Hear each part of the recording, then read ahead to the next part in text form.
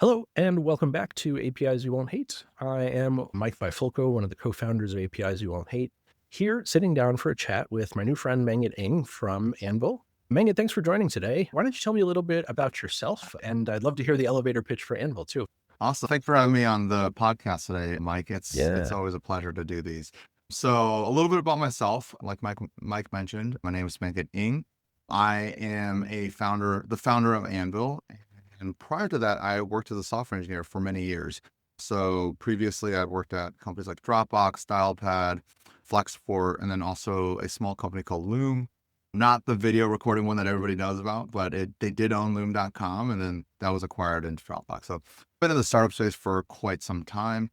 My background that kind of led me to Anvil was both personal and professional, I will say. In my personal life, I was just dealing with adult stuff like applying for a mortgage and getting infinite numbers of PDFs to fill out that I had to then send over email to bankers so that I could get a quote for a mortgage rate. So that was painful. And then in my professional life, working at Dropbox, there was obviously a lot of documents.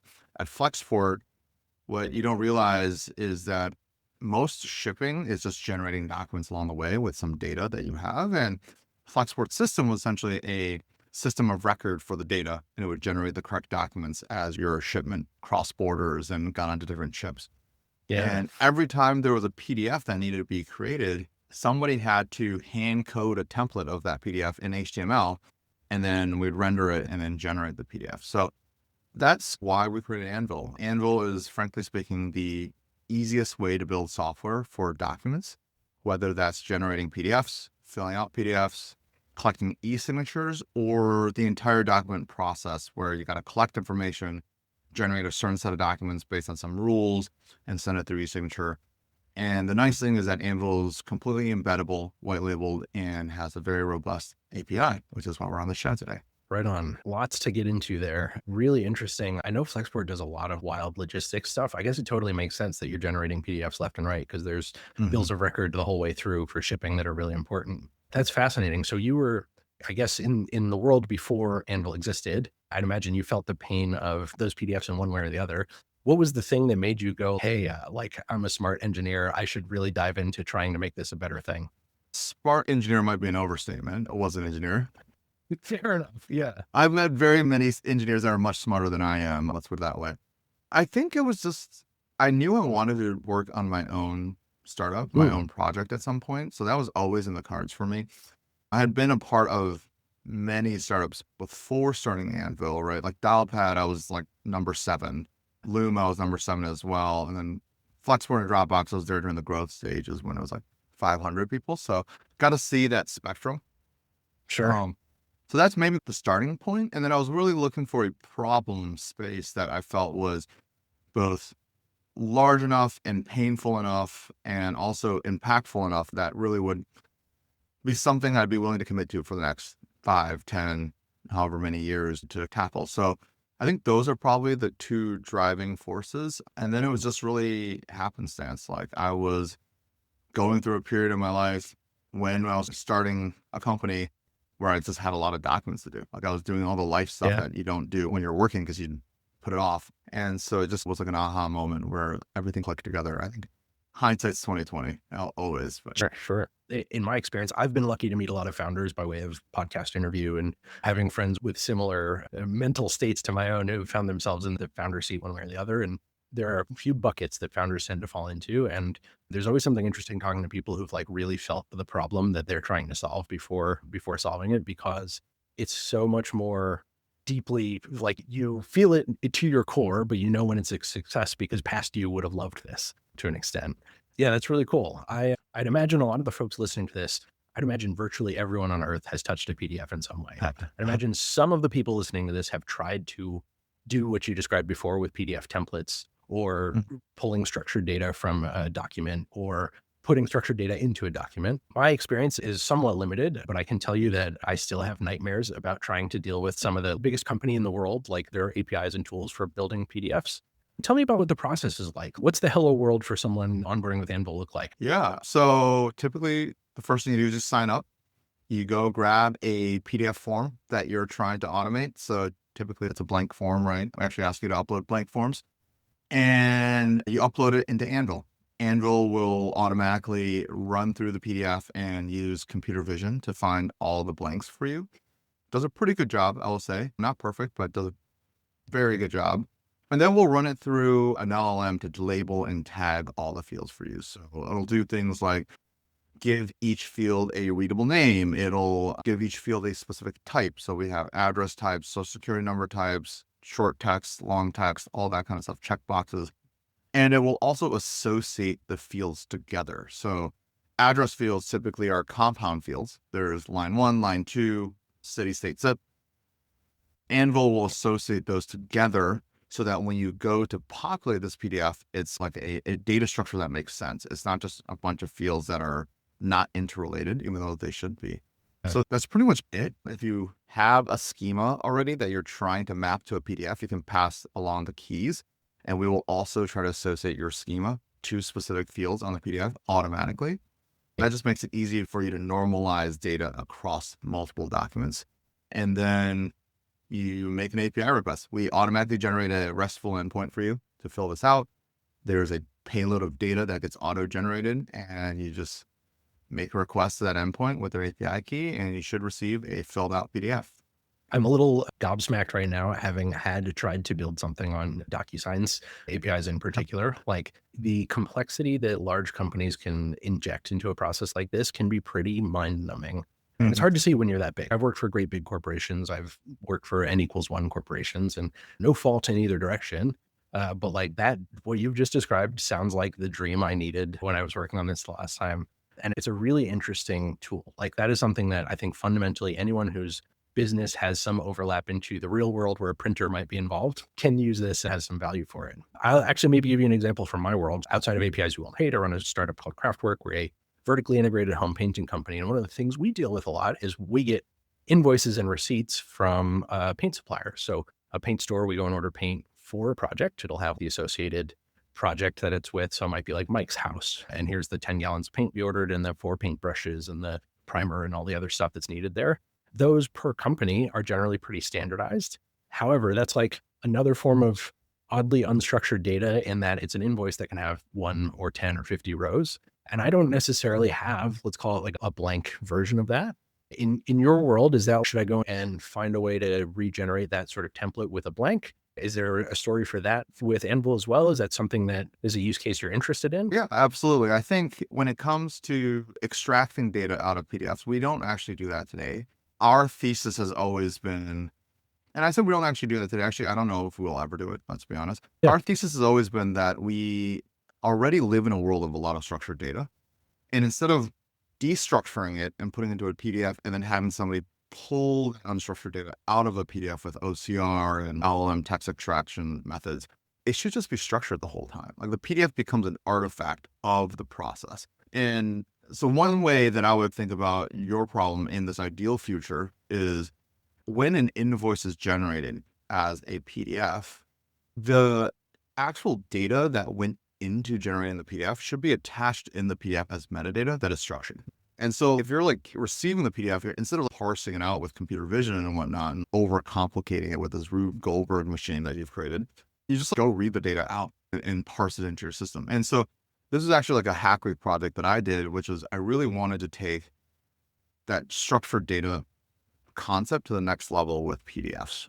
And Anvil does a lot with collecting data. We have a workflow tool, we call it. It collects data on the front end with a web form. It's dynamic. There's lots of logic. And then it generates a corresponding set of documents that you need, right? But really what I want to do is embed all that data as metadata alongside as the PDF so that anybody could go pull it out if they knew it was an Anvil generated document. Or hopefully this becomes like an open standard and then the PDFs literally become packets, right? It's like, there's like the internet packets, and then there's like the packet that like the average normal layperson would think of. It's like a packet of PDFs that then get passed around and the data can just be extracted. So that's our take on it. But we live in a messy world, and there is a lot of unstructured data living in PDFs today. And I think there's lots of really great companies that are tackling it, from the legacy OCR companies and RPA companies to the newer crop of them that came along in this Gen AI world. The idea that a PDF might have structured data embedded in it right now makes me want to go dive into my hex editor and figure out what I've been missing this whole time. Like genuinely, that's never crossed my mind. That's even possible. The Makes a funny thing ton is of they don't. Most of them do not. yeah. And it Okay. was really actually as far as I know, nobody all of the metadata that gets embedded into the PDF is not the data that's on the PDF. It's like, oh, this person signed the document. It's that kind of Yeah. information. But why not take it a step further? I don't understand why nobody's really done it that way. But That's no different than putting an image in a document. That's crazy. Such a good idea. I really like that. You also mentioned document signing as well. That's something that you serve. So it feels like you've got a pretty complete picture for populate this thing and then go ask for a signature. Is that right? yeah, absolutely. We found that was like a very natural point for Anvil to move towards after building the first version of Anvil. We really think of paperwork as both a mechanism for data transport, like moving data between individuals and organizations, but also a mechanism for describing a business process, right? A lot of times a business operates on a set of documents and they have to be completed in a certain manner, in a certain order. And that essentially is a codification of what that company does. And Yeah. people leave, people come, but like the process stays the same. Sure. It sounds like you've been through a few different phases. I don't know if you mentioned before, how old is the company? We're about 7.5 years. So Okay. been around for a hot second. Back to Yeah. the statement earlier about something I wanted to work on for 5, 10, or maybe even longer in terms of Yeah. years. Yeah. I'm curious then, Yeah. like you've evolved over the past 7 years. What did your first crop of customers look like and how did you find them? And then what do they look like now and how has that changed? Yeah, our first crop of customers, we were really targeting non-technical. The whole premise was, hey, we're going to create a set of tools. We actually built the workflow tool first, a set of tools where you can take documents and upload it into Anvil, and Anvil will then automatically create an online form for you that you can then share with people to collect the data. So the premise was TurboTax anything. So our first customer was actually, they're a great customer, still a customer of ours, First Ascent. They're now part of GeoWealth. They are a giant kind of like a wealth management back office firm. So wealth advisors would use them to manage all the documents and paperwork, and they would handle the account opening documents. They would handle the transition, all that stuff, as well as like investment strategies and stuff like that. That was our first customer. We effectively built Anvil around their use case. They were like a design partner, which was honestly a really lucky first experience, right? There was just so Yeah. much about the way paperwork works and the way companies manage documents that was so much more complicated than what we had anticipated. I think the most telling thing for me is like there's just a lot of tribal knowledge that lives in individuals' heads that if you're trying to codify and translate it into a workflow, you really need to like pull it out of them oftentimes. They don't even realize it's tribal knowledge. And because it was such a complex use case, we actually built a pretty robust system. Fast forward a couple of years, what we realized was a lot of our friends were building companies in these legacy industries, and they were running into this problem where they had to generate documents, and they kept coming to us asking us for an API. So we just decided to productionize our own internal APIs, expose them, make it easy for kind of like technology customers to use us. And nowadays, the vast majority of our customers are actually like early to growth stage technology customers that find us, read our APIs, maybe the LLMs, the agents read our APIs, and then implements us into their system. So yeah, we're pretty deeply embedded into organizations and generally power like a pretty important stack in their business. I'll say, yeah, definitely. As someone building tools for a old industry that's a early to growth stage company, I think that's like I can draw a lot of circles around things I need that are document driven right now. It's a really interesting problem to solve. And I can imagine many types of companies that would be into that. I'm curious what you can tell me about how the software is built. So from architecture to the types of engineers that work for you, how are you building this? And I don't know, what does your team look like? Yeah. So from a technology stack perspective, it's a pretty standard stack. It's a Node.js, GraphQL endpoints, and React on the front end. We also have a fairly robust like PDF library it's an open source library that we've then wrapped in this nice web experience. So there's a fair amount of Java in our code as well, for better or worse. And Yeah. So that's the joke is always, oh, it makes sense that the ultimate enterprise file format is also written in the ultimate enterprise language, which is Java, of course. And so that's the stack. In terms of our team, we're a very lean team. We're a team of 7, and it's about half engineering and half non-engineering. Everybody's fairly technical, I will say, on our team. And I say half engineering because I count myself as half an engineer, so that makes it exactly half. And yeah, so we run pretty lean. The nice thing is our product is, generally speaking, very self-serve. We tried a heavy sales motion early on, but just given our ICP, which is engineers and product people, they didn't want to get on sales calls. They just wanted to have access to the docs. They wanted to have dev sandbox. They wanted to kick the tires. And that's how a lot of our customers come to us. They start paying us 5 cents, 10 cents, $100, $2,000 a month. And then it just becomes like a real account. Yeah. Yeah, I'm guilty of diving into your docs and looking at things as I've been like preparing for this interview. And a few things stood out to me that are very bright green signals for me as a developer. Is I'll start by saying that if you're listening to this podcast, you should go check out Anvil's docs pages because they're so well organized. They're beautiful. They're like thought Thank out. you. They have nice API reference. It's like whoever worked on those, give them a high five for me. That's what I would say is do that. And then think of any other PDF like API you can think of and go look at the difference. And as an engineer, I feel like you can feel the difference. If you're selling to engineers, in my eyes, that sells itself. I'm also like really happy to see that your pricing is pretty transparent. Do you want to talk a little bit about the pricing strategy? Yeah, absolutely. It is pretty much pay as you go.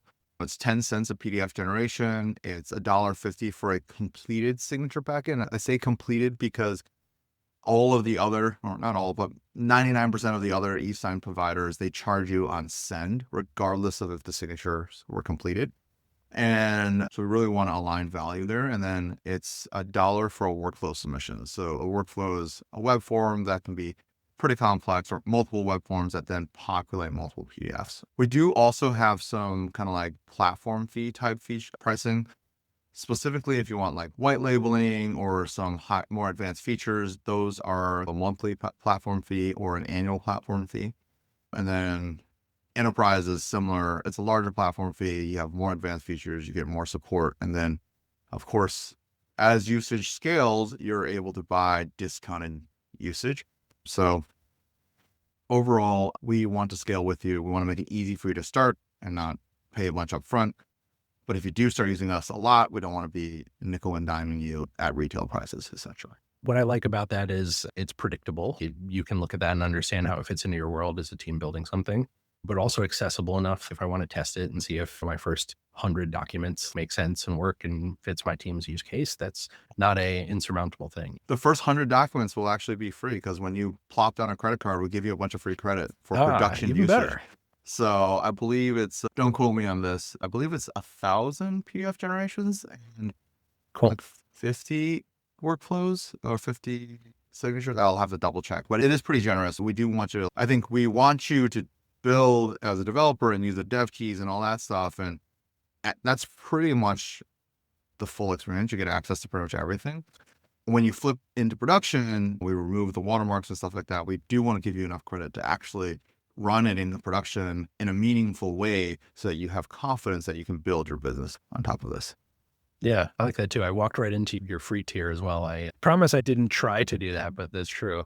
And so from what I remember looking through your docs, you are GraphQL and REST endpoint driven, right? So there's like our API homies listening to the podcast will be really interested in what that all it looks like. Is it primarily like REST endpoints in GraphQL? Do you have client SDKs written in Java, whatever C# Node languages, or is it more documentation around send a request that looks like this and this is what will happen? Yeah. So we do have client SDKs that we've written and we publish. I believe there's a JavaScript one, a C# one, there's a Python one, and we generally try to be pretty good about maintaining them. Occasionally we do get some people writing in and then we dive in there and go fix it. And we do ask if somebody has a fix, please feel free to open up pull request. So we do have a lot of pre-written libraries. They're mostly just like client wrappers. Our API is hopefully pretty simple to understand and integrate with. And so I think that if you're just making web requests, it's pretty easy. The client libraries do nice things like handle multi-part uploads for you if you're uploading a large PDF to be templatized, or automatically handle rate limiting 429s for you and using your encryption keys and stuff like that. So it's really just like nice helper functions to get you started faster. One of the other things I wanted to mention too is you have quite a broad list of like open source things published on Anvil's GitHub, which was really cool to see. And also nice that you're open to and willing to like accept community driven changes and whatnot. Especially keeping up with lots of languages can be a challenge, and getting the like developer flavored change is often really useful, especially if it's like not your specific native language. Yeah, absolutely. Absolutely. And I would say, actually, just a quick call out, if anybody out there is looking for a documentation reference docs generation system for GraphQL, check out Spectacle. That's Spectaql. And that is the system we use, and we open source for generating our reference docs for Very GraphQL. cool. It was a fork from a previous project that kind of got abandoned, and we updated it. And yeah, now whenever we push a new endpoint or change something, it just automatically compiles and creates a new reference doc for our endpoints. I will make sure that shows up in the show notes. So if you're listening to this, you can scroll down to the description of your podcast and get right to that too. Can you tell me like where your team is headed? What are the kinds of problems you're looking at next? Oh man, so many. I think there's one to start. Revisiting the pricing question earlier. One thing we did last year was make any usage of Anvil from our online experience free. The goal is really to make Anvil accessible to non-technical people as well. So your ops team can send out a signature packet and have that be free. And so that kind of plays into what we're thinking about in 2026, which is we want to bring Anvil to places that people do work. And this is, I think, a pretty strong counterposition against other e-sign providers. Other e-sign providers think of themselves as the platform and then say, hey, come to us and we will be your one place to manage documents in. The fact of the matter is, like, nobody's working out of DocuSign. They're working out of Salesforce. They're working out of HubSpot. And so what Anvil's trying to do is make it so you can connect Anvil to your Salesforce account. And then from within Salesforce, let's say, you can just say, generate a sales contract, and automatically generates it. You review it with our embedded components, all within Salesforce, and then send out for signature. So we want to do this for Salesforce, HubSpot, all of these like touch points where teams generally get work done. And a big one for that in the forward looking is really MCP UI apps, right? Yeah, Building sure. into ChatGPT, Claude Cowork, where somebody can say, I need to get this document signed, upload, and Anvil's system automatically tags and labels, and you say, here's a payload of data, go fill it out, send it out for signature. That's one aspect. The flip side of that is, how do we prevent agents from just randomly signing a bunch of stuff? Like, we need to know it's a human. So we got some pretty fun projects up our sleeves to create a frictionless way to identify an individual as a human, not an agent. More on that to come, but that's something we're working on probably in Q1, Q2 this year.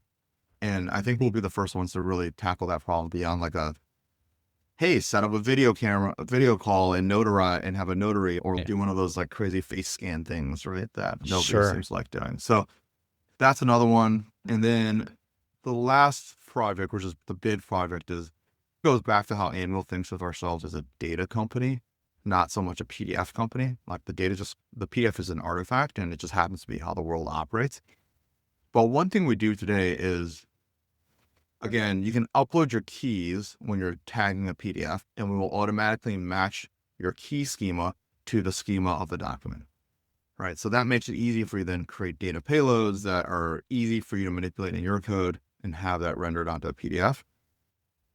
With this new project, what we're trying to do is go beyond mapping a schema to a PDF. Imagine a world where you could grab a payload of data in any schema and tell us the target schema, and Anvil just automatically translates that data into your target schema so you can use it in whatever system. It could be a PDF. It could be another application database. It could be your Snowflake. So we already have this general concept in Anvil. It's just very PDF oriented. Sure. The goal is to build it out so that you can effectively install Anvil in front of your application or wherever, and just use it as a pass-through for transforming data on the fly to be consumed in another system. So that's really what we're looking to work on in this year and in the future. Yeah. It's a really cool use of the tools and expanding your borders a little bit.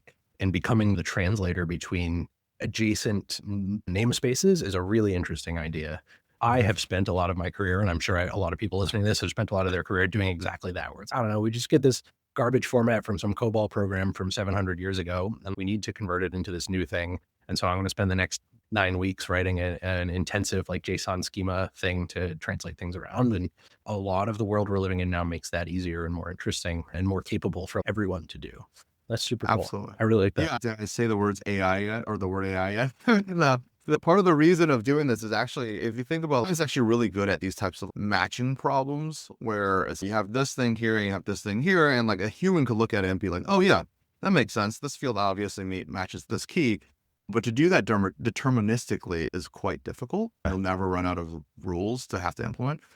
But to do that with AI and LLMs, it's a lot easier. And so now we actually have this tool that allows us to do that. And we think we have a unique data set that allows us to do that better than anybody else. And we can actually fine tune and make these models work for this use case. That I think is actually a pretty good moat as we build out this feature. Yeah. Definitely. Yeah, that sounds really interesting. You will have to send that my way as soon as it's available. I'd love to play around with it. I definitely will. A couple more small things for you. Is your team expanding? Are you looking to hire anytime soon? Yeah, absolutely. We are hiring, specifically looking for engineers. We are currently planning on hiring 2 to 3-ish engineers. So if anybody's interested, please do check us out. I believe the jobs are posted on Found, also known as Angel List. Anybody has deep experience with AI ML and wants to be a full stack, just a builder. I don't want to say you're not just focused on AI and ML, but you're going to be building the entire application and be close to customers. Yeah, come check us out. We have some open roles there. Very cool. Yeah, I will be sure to stick that link in the bottom here too. The last thing I wanted to ask you about is you host a podcast as well. Can you tell me about that? Give me the pitch for your show. Yeah, thanks, Mike. We host a podcast called Build First Buy, and we get product leaders, founders on our show to talk about their decisions when they're building a new company or creating a new company, their decision making around whether to build something or buy something, and specifically around technology. And I think there is a strong bias to building in Silicon Valley. I think one guest that came on made a very good point that like people in Silicon Valley are rewarded for building, but fundamentally there are just things that you probably shouldn't build if you're really trying to move fast and launch. That's a conversation we have there. We've had 26, 27 episodes now with some really great leaders. Many of them are people that I've been fortunate enough to work with in the past. And yeah, would love for people to check it out. It's Build versus Buy. Look it up with Anvil in the Google search, or ask Claude to look it up for you or something. Yeah. And hopefully you guys enjoyed listening to that podcast as well. Yeah, definitely. We'll make sure to link that through too. Build versus buy is the perpetual question for all of us. And I agree with you. I think a lot of Silicon Valley rewards building when like money works to make things happen too. We see that now as well, right? Like the whole premise around like Claude is going to build everything. You're just going to prompt Claude code and no SaaS is dead. And maybe we'll get there. Maybe that is the future. But I think as of the current state, Claude is great at building MVPs and great at editing existing code bases. I think that's what it's really good at. And it is very powerful. I use it every day. But to productionize something, to make it scalable and reliable and resilient, you honestly have to go through a couple fires and then feel the pain. And then get a bunch of phone calls. And then, so I think we've battle tested and battle hardened our system quite a bit at this point. You're speaking to my heart. I feel that deeply right now, without a doubt. Right on. Mang-Git Ng, thank you for joining. I really appreciate having you on the show. Before I let you go, where's the best place to find you online, and how do people find Anvil online? Yeah, best place to find me online is LinkedIn. Mang-Git, or just like Google me. My name's unique enough that I think I'm the first 2 pages of results. Absolutely. I'm most active on LinkedIn, I will say. And then Anvil is useanvil.com. We also have a YouTube channel. We have a TikTok and Instagram, which you might think is funny for a B2B SaaS company, but there's some funny videos there. I would say we work with a really great agency. So check those out. Hopefully they're entertaining. And yeah, hope to hear from you all maybe on LinkedIn or on one of our social channels. Right on. That sounds great. We'll make sure to tag you there when this goes live too. Mang-Git, thanks for joining me. It was really great getting to know you and super cool to chat about the product. I'm excited to see where it goes from here. Thanks for having me on the show. It was a lot of fun. Of course, we'll catch you soon. Take care.